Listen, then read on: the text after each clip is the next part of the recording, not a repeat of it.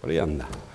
Lunes 4 de junio. Saludos, señoras, señores, bienvenidos un día más a este espacio, a esta revista de prensa, donde vamos a realizar nuestro diario repaso a las portadas de los diarios que se editan en Córdoba, Diario El Día, Córdoba, Diario ABC. Hoy, como cada lunes, nos acompaña Francisco Pollato. Paco, bienvenido. Hola. Director, como saben, de ABC Córdoba, con quien vamos a realizar este recorrido. Bueno, hay noticias distintas, todas muy interesantes, así que vamos rápidamente con el asunto. Vamos, si les parece, por el decano y luego iremos abordando las coincidencias. El diario Córdoba trae en su portada a 4 columnas el tema de la PAC. Titula: 10 municipios reúnen en esta campaña el 58% de las ayudas de la política agraria común o comunitaria.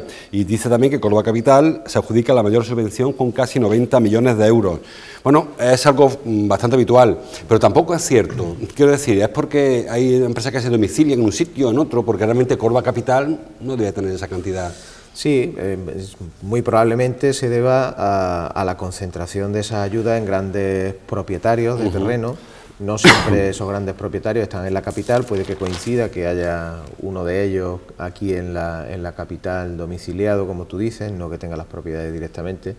Pero bueno, es bastante frecuente en el mapa agrícola cordobés el hecho de que a la hora de hacer un cuenteo, un muestreo de las ayudas que se reciben, pues haya esa concentración en tan pocos municipios, que normalmente coincidirá con municipios que sean muy olivareros, que tengan un gran término municipal y donde claro, las grandes fincas estén concentradas en pocas manos, ¿no? Responde un poco al patrón que digamos tiene la estructura agraria en Córdoba, donde el olivar tiene un peso extraordinario. En cualquier caso, la empresa que más ayuda recibe es COVAP, por volumen y porque es cooperativa de cooperativa, básicamente. Efectivamente, también. Se lleva 1.100.000 euros para COVA, la siguiente, Euroexplotaciones del Carpio, y la de la capital que decía yo son Eurosemillas, que tiene su sede social aquí, claro, y no su actividad. Y la siguiente, Calancha, que ocurre igual, que no son empresas que tengan la plantación, la explotación en nuestro terreno municipal. Yo, con respecto a la PAC, ahí sí que hay una dependencia importante del campo andaluz y cordobés hacia ayudas comunitarias. Siempre tenemos la espada de Damocles encima, y el día que se acabe, ¿qué va a ocurrir con esto? Bueno, esa es la gran pregunta, ¿no? De hecho, ahora mismo se está negociando, digamos, la PAC que va a prolongarse desde el año 2020 en adelante, si no me equivoco. Y evidentemente ya hay un primer documento circulando en el cual, digamos, la Unión Europea, la Comisión Europea, va a rebajar, digamos, su presupuesto y se lo va a lanzar a los distintos gobiernos para que sean estos gobiernos los que lleven la batuta y pongan el dinero con los agricultores o de alguna manera más pegados al terreno. ¿Qué quiero decir con todo esto? En el campo de Córdoba llegan aproximadamente unos 350 o 400 millones de euros cada año en ayudas de la PAC. Ese dinero está asignado por una serie de criterios que se fijan directamente en Bruselas.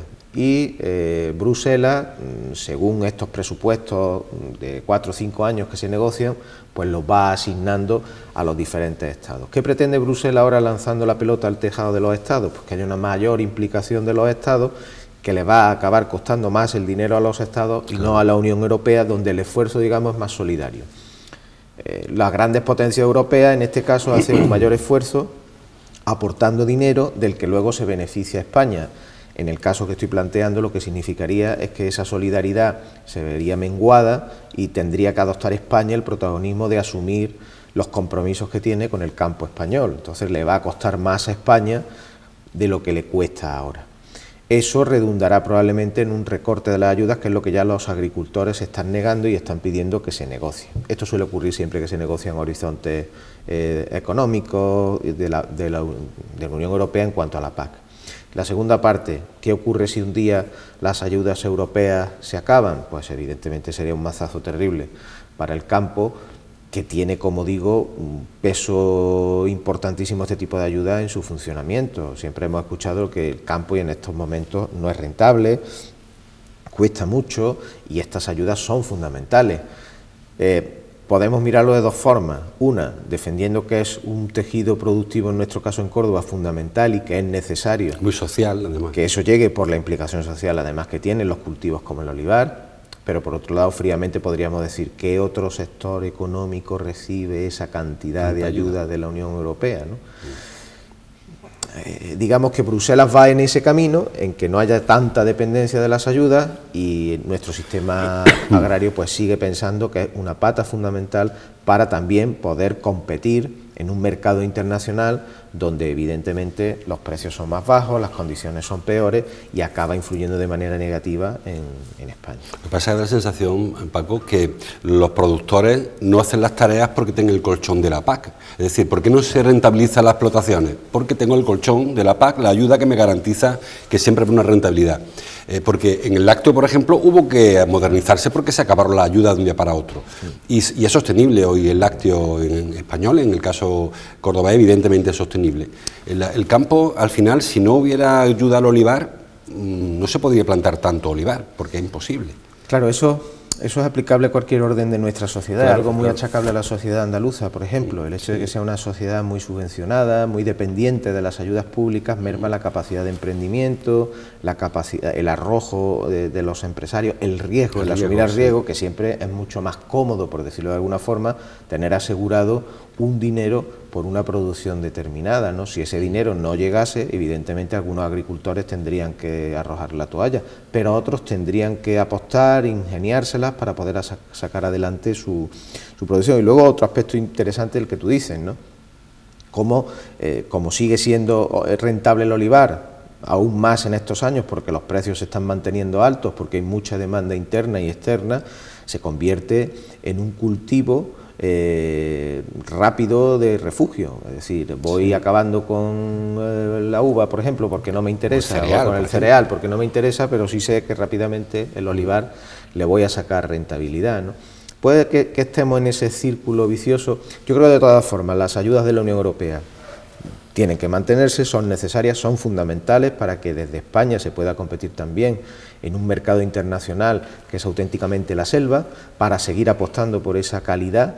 Parece que en eso sí, poco a poco, quizás con pasos más cortos, se está avanzando en Córdoba en apostar más por la calidad del valor añadido, que no la venta a granel, la producción, recibir las subvenciones, asegurarme la cosecha y hasta el año que viene. Pero indudablemente, tanto en las generaciones nuevas como en las actuales, el camino que esto va a seguir no va a ir precisamente en la dirección de aumentar esa bolsa de ayuda. Por cierto, hablando de olivar, llevaba una semana con esto del cambio del gobierno, que ahora hablaremos, en la que el delegado de la Consejería de Agricultura era muy guerrillero contra el gobierno del PP entonces, acerca de esta ayuda al IRPF por el tema de los módulos de las cosechas del olivar. Ahora ves qué pasa con esto, porque estamos en plena... El discurso obviamente va a cambiar. Evidentemente a partir de ahora la hostilidad, no habrá hostilidad, o si la hay va a ser muy tenue, ¿no? Evidentemente las circunstancias van a seguir, en el caso que tú has comentado de los módulos del IRPF, ¿no? Por los daños de la sequía, ¿no? Que no se ha medido igual en unas provincias que otras. En ese y en otros tantos casos vamos a ver cuál es la postura, porque su obligación sería seguir reclamando con la misma vehemencia y con la misma hostilidad, sea quien sea el dirigente, si hay una situación injusta. Pues luego hablaremos también, lo que no dé tiempo, del tema del cambio de gobierno. Seguimos con titulares. El diario El Día dedica su titular de apertura al ruido, dice. El ruido visual, que en este caso dispara el entorno de la mezquita. Ahí lo tienen. Bueno, no lo tiene porque este titular no es de hoy, este periódico es de hace algunos días. El de hoy dice: el ruido visual se dispara en el entorno de la mezquita, y hace referencia a algo que venimos denunciando hace bastante tiempo. Hay una directriz urbanística en el casco histórico, en concreto en torno a la mezquita catedral, que luego no se respetan. Sabemos que hace falta una exigencia especial en cuanto al uso del hierro, la forja, la pared blanca o el uso de luminosos, que luego vemos como día a día se van vulnerando.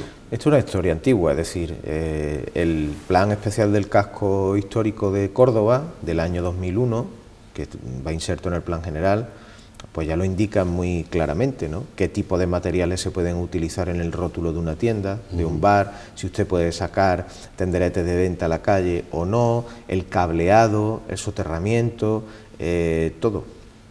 absolutamente todo el tipo de material, como tú decías, acorde a un entorno y a un monumento como el de la mezquita, ¿no? Bueno, es un tema de los que son muy frecuentes en Córdoba, tema Guadiana, aparece y desaparece según la coyuntura del momento. Lo que pasa es que llama la atención que muchas veces se pone desde los poderes públicos la lupa, y me estoy acordando ahora mismo de la carrera oficial, de si estaban a 10 centímetros o a 15 centímetros los palcos de la fachada de la mezquita, y uno se da una vuelta por la calle de Anes y no hay tanta diferencia de centímetros, es decir, entra todo tan claramente por la vista de ese impacto visual que yo creo que habría que intentar trabajar más en este asunto, ¿no? Y ya no solo el visual, yo incluiría también el propio de movilidad, de accesibilidad, barreras, o sea, desde un cartel que se pone en mitad de la calle hasta los veladores. Yo creo que son cuestiones que habría que cuidar mucho más. No habría que ser extremista en su aplicación, evidentemente, porque también estamos hablando de una actividad económica importante en la ciudad y que gira en torno al turismo, pero yo creo que habría que ser más constante y más persistente en la supervisión de estos aspectos. La calle de Anes, por ejemplo, es una exageración. No hay quien ande por la calle de Anes, no, un poco de bulla que hay siempre, y con los expositores en la calle imposible pasar por ahí. Siempre se ha dicho que se iba a intentar controlar, pero muy difícil. Bueno, las tres fotos de hoy se dedican a la custodia de Arfe, al corpus que ayer, como saben, procesionó. El diario ABC lo trae en su portada, en la página 1, un corpus masivo, dice, llena Córdoba de fe, y la foto que la firma, a ver si lo encuentro, Roldán Serrano, en el entorno de la Mezquita Catedral, creo que es la calle Magistral González Francés, sí. ¿No? Sí. El diario Córdoba, la misma calle también, una foto que firma Manuel Murillo, cientos de cordobeses salen a la llamada del corpus, y el diario El Día, no sé si la tenemos o me he equivocado la portada, pero se lo digo yo, una foto que firma Juan Ayala, corpus de compromiso, sí está ahí, antes que nos equivocamos de día. Bueno, la procesión del corpus que se pasó hace muchos años ya al domingo, porque en Córdoba no es festivo el jueves, pero que no resta brillante, y de nuevo ayer hubo mucha gente en las calles. Bueno, hay que señalar dos cosas desde mi punto de vista. La primera, hubo mucha gente al comienzo de la procesión, a eso de las 8 de la tarde. Es verdad que yo personalmente, que lo estuve viendo después a la vuelta a la Mezquita Catedral, hacia las 10:30, 11 de la noche, perdió brío.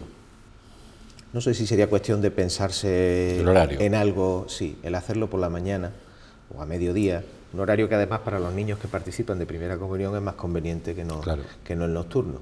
Pero bueno, es verdad que es un día muy importante para todos los que somos cristianos y católicos en esta ciudad, y bueno, hay que destacarlo de esa manera. Y luego habría que poner el acento también en el hecho de que la custodia cumple 500 años. Esto es una obra de arte de Arfe y es una de las grandes joyas de orfebrería del barroco español. Es una auténtica maravilla. Mundial, es una auténtica maravilla, es una gozada. Yo invitaría a todos los cordobeses que nos están viendo poder darse un día tranquilamente un paseo por la mezquita, y dentro hay una parte, una sala en el Tesoro donde se puede contemplar, porque es una auténtica delicia, una joya patrimonial de la que tenemos que estar muy, muy orgullosos. Efectivamente. Y me has hecho poco reconocimiento a Enrique de Arfe en este aniversario. Efectivamente, ha pasado quizá un poco desapercibido, siendo una efeméride tan importante, siendo un autor tan contrastado y con obras muy importantes fuera de Córdoba, que nos regaló esta auténtica maravilla. Bueno, pues como decía Paco, si no conoce que seguro que la conocen ya, y si no, en el Tesoro de la Catedral, la parte de la catedral, está esa custodia que merece la pena ver, y sobre todo porque cuando se ve allí se ve más cerca que no en las andas cuando se procesiona. Es que es una custodia, es una obra de arte con muchísimos detalles, una lectura además de distintos mensajes que ofrece en toda su altura, y merece la pena un día acercarse a contemplar. Bueno, pues hay que dar ese consejo y también el mensaje acerca de la procesión, su horario. Es verdad que se ha hecho una vez por la mañana, ha hecho mucha calor, se ha cambiado, a veces que iba a las tendillas, también se modificó. Es cierto que probablemente este horario vespertino, casi de noche, viene dado por otros años en los que ha hecho muchísimo calor. Ensayo error. Quizás es que lo que nos ocurre es que este año la temperatura nos está acompañando más de lo que mucho más de lo que pensábamos, ¿no? Se nos ha ido el mes de mayo con unas temperaturas magníficas y estamos en junio y seguimos igual, ¿no? Sí. Y ayer hasta incluso nos parecía que hacía un poco de fresco en la calle, pero bueno, quizás por la participación de los niños, por el esplendor, quizás pueda reunir a muchísima más gente, pero bueno, ayer sin duda alguna la salida y el recorrido que hace en torno a lo que es la mezquita catedral fue esplendoroso. Hay un par de asuntos en los que, antes de la aritmética que lo encontramos, por quitarlo de en medio, una foto en el diario El Día, la parte alta para el juez Luis Rabasa, creo que es, ¿no, Paco? No lo reconozco. Sí, Luis Rabasa, creo. El juez de menores que alerta del repunte de casos de violencia hacia los padres. Dice en la entrevista Rabasa que la mitad de los casos que está viendo en su juzgado son de violencia paternofilial. Son críos, chavales jóvenes que agreden directamente a sus progenitores. Yo creo que viene todo unido. Es decir, nosotros en ABC este domingo también abundábamos un poco en el tema de la violencia. Bueno, hay un programa de la policía local con unos agentes tutores que se encargan de trabajar con los docentes, con los padres, con la fiscalía e intervenir un poco cuando la situación empieza a ser preocupante. Y también ellos nos indicaban que en los últimos años está aumentando el tema del acoso escolar y sobre todo utilizando el móvil y las nuevas tecnologías. Al final estamos hablando de casi de lo mismo, ¿no? En la violencia que está como semilla en todas estas actuaciones. Y es cierto que en el ámbito familiar la relación entre padres e hijos y la violencia y los casos de agresión están aumentando de manera preocupante, y eso lo saben los docentes que nos estén escuchando, cómo los padres llegan con esas preocupaciones a los colegios, no saben qué hacer porque el tema se está yendo de las manos. Creo que es un aspecto muy preocupante. Es una especie de veneno silencioso que va calando poco a poco, del que no nos estamos dando cuenta y que está alcanzando ya magnitudes muy importantes, sobre todo por esa violencia permanente en todo lo que hacen los críos, y en ese sentido de sentimiento de frustración tal vez de responder con violencia a una determinada negativa que pueden recibir, y que estamos ante una, digamos, sociedad muy protectora en ese sentido, que no sabemos bien si estamos educando críos o estamos educando tiranos, ¿no? Como decía. Sí, y aparte hay unos psicólogos que alertan de una crisis educacional importante, se pierden referentes, valores, autoridad, tanto en la familia como en el aula, y hay una dejación quizás en la familia hacia la educación, como que te eduque el profesor, y a lo mejor hay cosas que tienen que enseñarse en la familia, no en el ámbito. Sí, totalmente de acuerdo en ese sentido, ¿no? Parece que a los niños hay que dejarlo en el colegio y para que no solo le enseñen, sino para que los eduquen realmente. Entonces se produce una renuncia del papel que tenemos los padres hacia los hijos, de educarlos, de sacrificarnos en ellos, porque esa es nuestra tarea y no es la tarea de los docentes. La tarea de los docentes es enseñarles y que aprendan, pero ese es el problema, una dejación de funciones en ese sentido muy preocupante y muy llamativa. El otro titular que trae el diario El Día hace referencia a Embarro, la Feria de la Cerámica de la Rambla, que ha cerrado su edición 88 con más de 10.000 visitas. Bueno, hay que felicitar al alfarero de la Rambla, al Ayuntamiento, por esta nueva edición, pero sobre todo, Paco, muchas veces cuando vemos este tipo de referentes de la Feria de la provincia, nos planteamos hasta qué punto se le está dando la relevancia que tiene, porque 10.000 visitas son muchas, pero son pocas al mismo tiempo. La Rambla está a un paso de aquí, y sin embargo los cordobeses nos acudimos a ver este tipo de acontecimientos, de eventos. Hablo de la Rambla porque es el que toca, pero me sirve igual para la Feria de la Victoria, que también hay ahora una experiencia cultural, o la del verano, que nos llegarán ahora en masa a toda la feria, y no somos capaces estos días de reconocer el valor de la provincia. A ver, es difícil, ¿no? Porque no todas las ferias que se realizan en los pueblos tienen una trascendencia similar, sí, ¿no? Hay muchos sitios donde esas ferias, por ejemplo en el norte, en Los Pedroches, todo lo vinculado con la ganadería, pues la feria agroganadera tiene una raíz ya histórica que influye en toda la comarca, entonces tiene una afluencia muy asegurada, ¿no? Y otras ferias pues se limitan prácticamente al ámbito local. Hay muchísimas ferias, lo cual es bueno, todos quieren vender sus productos. Lo que pasa es que en este caso, en el caso de la Rambla, estamos hablando de una singularidad de Córdoba, que es la cerámica de la Rambla, la cerámica decorativa. Y aunque es verdad que se ha intentado cambiar la fecha, porque en pleno mes de agosto, si es una fecha mucho más complicada, pues quizás falte trabajar en aspectos de promoción, sí, y en sacarle esa punta que tiene realmente la cerámica, que es algo muy singular en Córdoba y en esta población, para hacerla mucho más atractiva. No sé si dándole traslado a la capital o pensando en un concepto casi más turístico, ¿no? Que siempre estas ferias se quedan en el ámbito local y, como decía antes, algunas desde hace ya muchos años tienen un ámbito más comarcal y otras se quedan en lo local. Es difícil. Claro.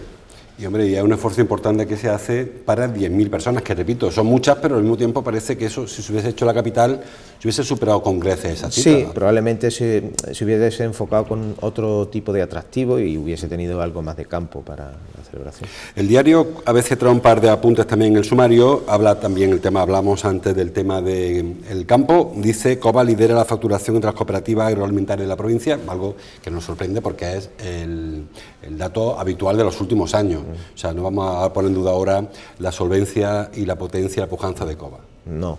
Bueno, la información que hoy damos es un poco un glosario de cuáles son las cooperativas agroalimentarias cordobesas que más facturan. Evidentemente Cova por volumen y por materia prima pues está ya no solo como una de las que más factura en Córdoba y en Andalucía, sino como una de las que más factura en España, pero sí es interesante ir bajando diferentes escalones para ver también otras cooperativas que quizás tienen menos nombre, pero que han conformado un entramado de industria agroalimentaria, en este caso cooperativismo, no industria, que es fundamental, ¿no? Hablábamos antes de las ayudas de la PAC, pero aquí estamos hablando de ese otro paso hacia la transformación del producto, hacia la venta, la comercialización, que sigue en una escalada muy positiva pese a estos años de crisis, ¿no? Y además siempre comentamos, eso sí estabiliza la economía mucho más que la producción agraria.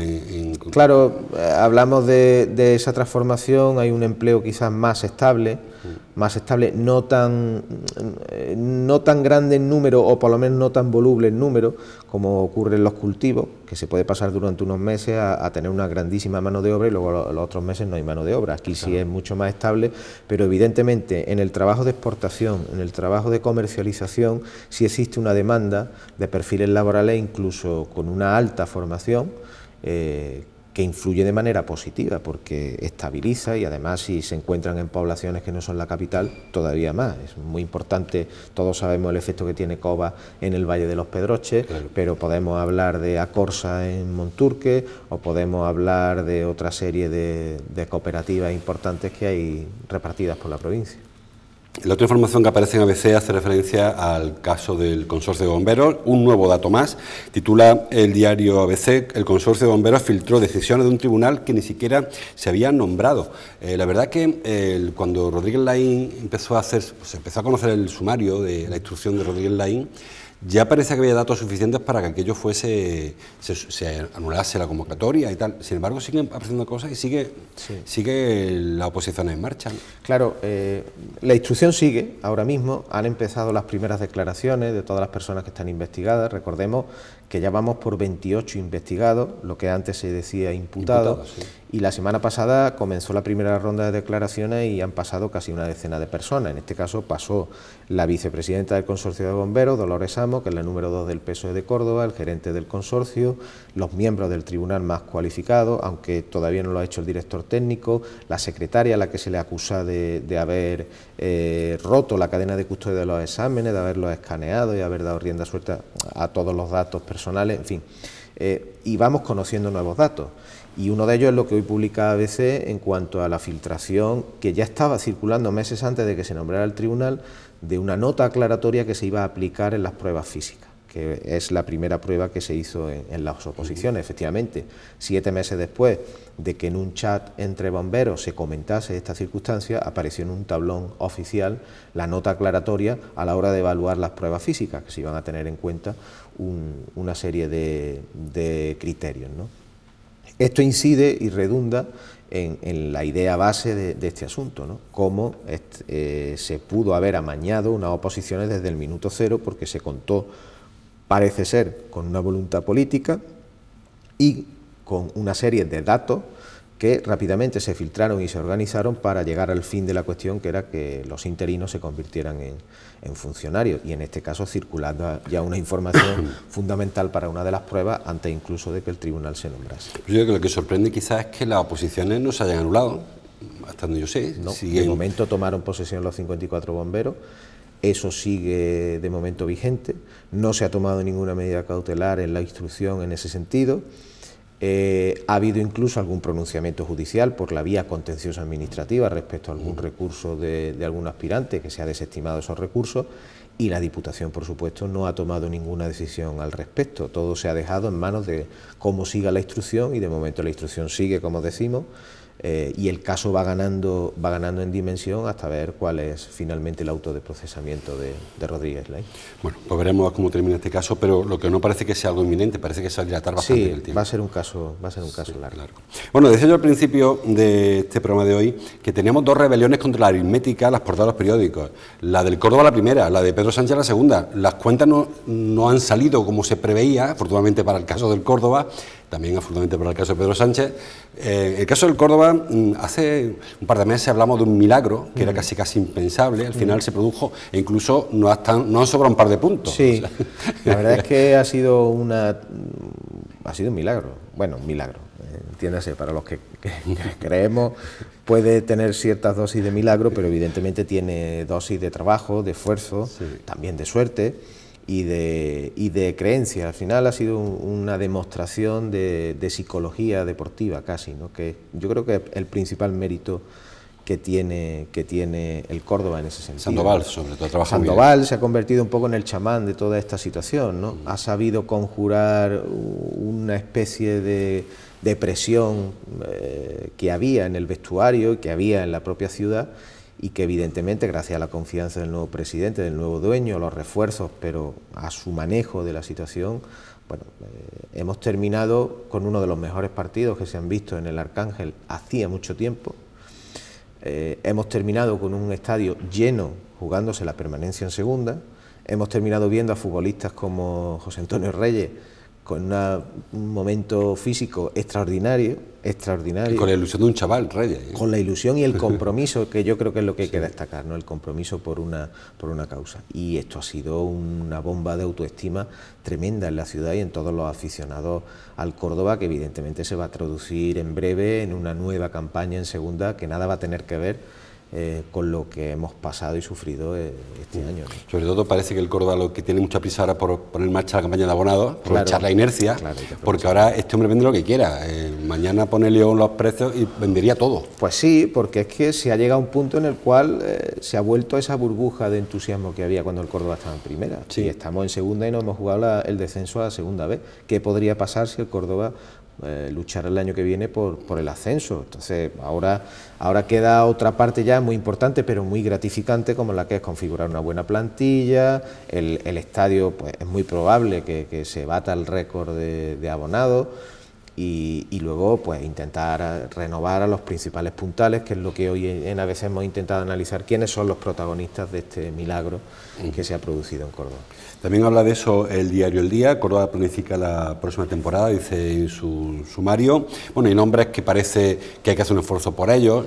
Sonó mucho que Guardiola iban a traspasarlo, aprovechar también. No es esta filosofía de este directiva con respecto a la anterior, que parecía que sí que estaba casi con el cartel colgado. Bueno, Sergi Guardiola ahora mismo es el jugador franquicia del Córdoba. Sí. ¿Qué quiere decir esto?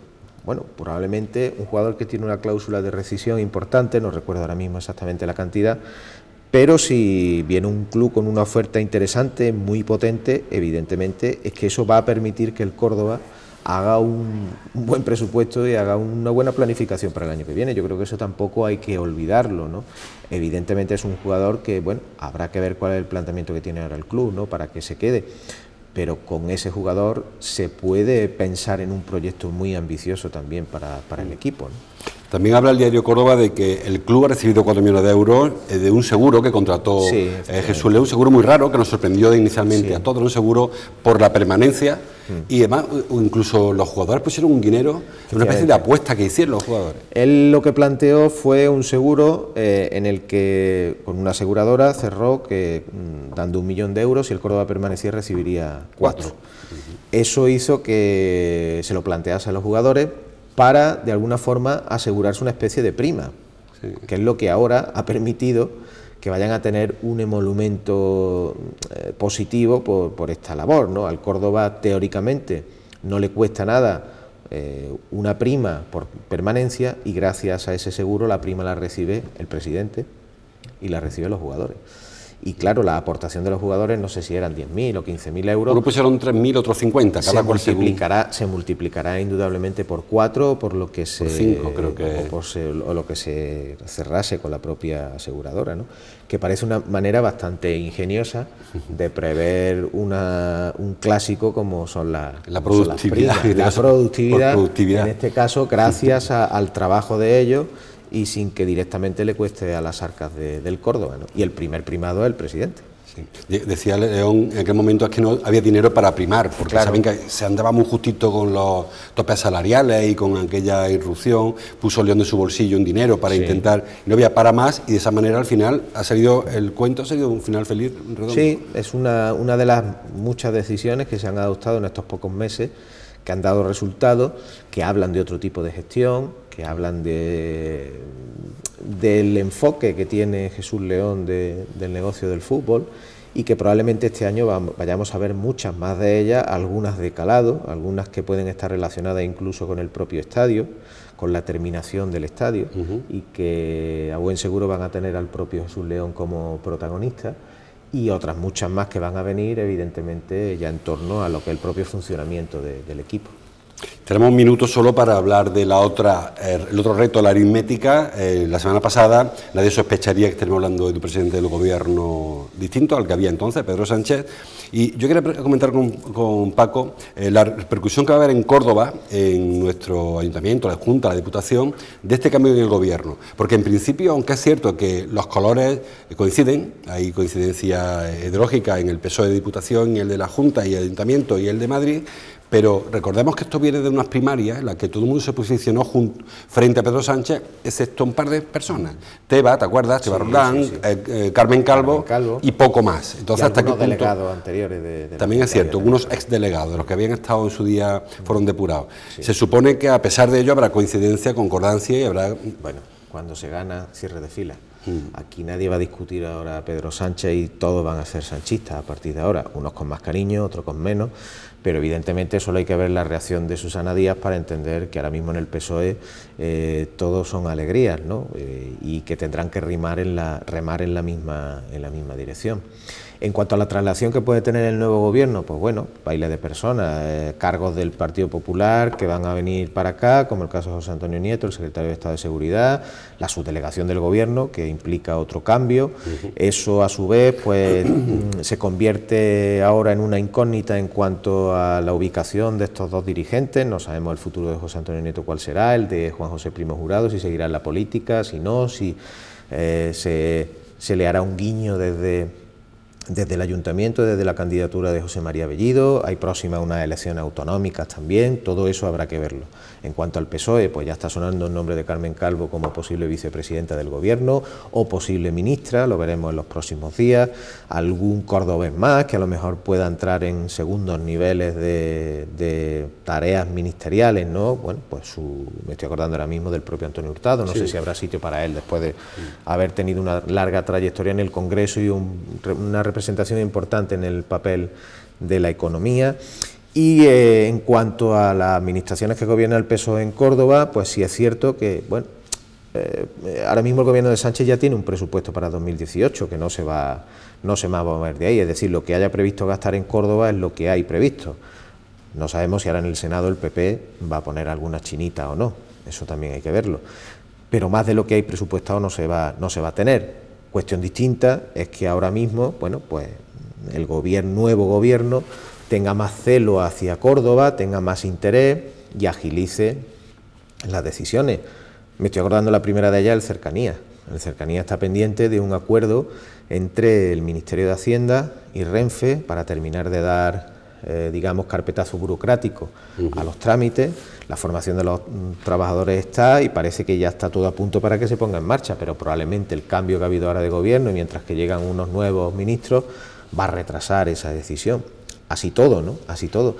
En el haber de nuestros representantes locales, en el debe de los nuevos ministeriales o del nuevo gobierno del PSOE, estará esa celeridad de aquí a las próximas municipales. Pues iremos viendo eso día a día, cómo va. Muy pronto el presidente del gobierno hoy tiene su primer acto oficial, creo que visita al ministro de Ucrania, creo que viene hoy el ministro ucraniano. poco a poco iremos viendo, y sobre todo nos interesa el tema de... Yo decía el tema de la coincidencia ideológica porque, claro, ahora hay que nombrar, por ejemplo, el nuevo subdelegado del Gobierno. ¿Lo nombra Antonio Ruiz o lo nombra los sanchistas? Porque no va a ser tan fácil ahora ese apaño. No va a ser fácil. De entrada tiene que ser un funcionario de tipo A, que eso ya es la primera restricción, claro, y lo limita, pero evidentemente ahí sí que va a haber un peso político del grupo de Pedro Sánchez que no va a dejar pasar, claro, aunque luego intente el otro grupo poner a alguien de su cuerda, teniendo en cuenta que es un puesto bastante significativo. Sí hay que estar pendiente de eso. Ya, pues de todo eso hablaremos esta semana seguro, y de aquí al viernes, y de aquí al lunes que viene Paco otra vez, seguro tenemos muchas cosas que contar. Gracias, Paco, como cada lunes. Gracias a ustedes por estar ahí, y ahora, como cada día, les dejo con la resto de programación. Mañana, martes, seguimos leyendo junto a la prensa. Hasta entonces, como siempre, gracias por su atención.